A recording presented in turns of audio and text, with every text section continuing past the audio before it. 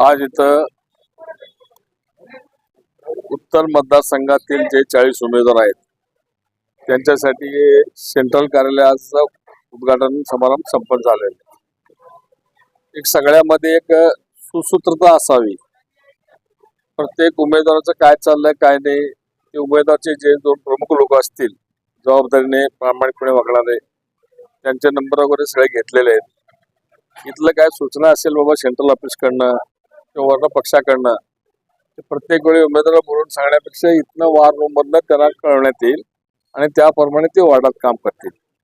हे इतर सूचना जे आहेत निवडणुकी संदर्भी प्रचार कसा असावा, भाषण कसं करावी, संपर्क कसा साधावा, ह्या संबंधी जे काही सूचना असतील बाबा कशाप्रमाणे लोकांशी वागावं, हे सगळं शिस्तबद्ध रीतीने कसं होईल या दृष्टिकोनातून आजचं संपर्क कार्यालयाचं उद्घाटन करण्यात आलं। पक्षाचं अख्खा महाराष्ट्रात चालू आहे सगळीकडे, त्यांना काय एवढं काय विशेष नाही। त्यांना बोललो मी सकाळी की मला भेटणार आहे, पण नांदेडमध्ये असं जगातला प्रकार झाला नाही, अख्खा महाराष्ट्रात सगळ्या पक्षामध्ये सगळ्याकडे चाललेलं आहे। तरी पण पक्ष यशस्वीने आम्हाला सूचना दिल्या त्याप्रमाणे मी आलो, त्यांना बोलवलं मी दुपारी, चर्चा करतो, चर्चा करून वरिष्ठांशी चर्चा करतो। त्यामध्ये काय एवढं काय विशेष गोष्ट नाही, फार किरकोळ गोष्ट आहे, त्याचा आपण सामंजस्याने मार्ग काढू। परीक्षण केलं नाही असं वाटतं पत्रकार नात्याने। आमदारामध्ये सोडा घराघरात बायका नवऱ्या बायकोमध्ये समन्वय नाही। आता आपण काय करावं, ते आता निवडणुकीमध्ये होत असतंय, सगळे निवडणुकीमध्ये सगळे छम असते, प्रेम युद्ध आणि निवडणुका परत सगळ्यांना बरोबर घेऊन कामाला लावत असतं आणि जिंकायचं असतं। बहुमत निवडून आणणार सगळे शिवसेनेनं। वाद सगळे मिटलेले आहेत आता, जवळजवळ कुठला वाद राहिलं नाही। मी 2-3 वेळा आलो इथं, वाद काय राहिलेलं नाही। आता वाद जवळजवळ मिटवण्यात आम्ही यशस्वी झालेलो आहोत। वाद काय नाही, ते सगळीकडे असणार, प्रत्येक पार्टीमध्ये थोडं असतं ते ठीक आहे। वाद म्हणजे पार्टीच्या विरोधात कोणी नाही, ते पार्टीतलं जीवनपणाचं लक्षण आहे असं आम्ही मानतो।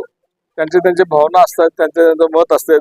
आता एखादं मत मांडलं तुम्हाला पडत नाही, तुम्ही एखादं मांडलं तुमच्या पत्रकार मित्राला पडत नाही, तुम्ही दोघांनी मिळून पटवलं तुमच्या वर जे बसलेले तिथे चॅनल प्रमुख त्याला पटत नाही, हे चालत असतं का? कधी का दत्तक वगैरे काय घेतलं नाही, तुम्हाला माझ्याकडे सांगतो। तो प्रभावामध्ये चारी जे शिवसेनेनी जे मुख्य नेते आहेत आमचे एकनाथ शिंदे साहेबांच्या सैन्य जे बीफॉर्म दिलेले आहेत 4 उमेदवार, ते चारी उमेदवारच आम्ही निवडून आणू आणि त्याच्यासाठी हेमंत पाटील सुद्धा तेच करतील।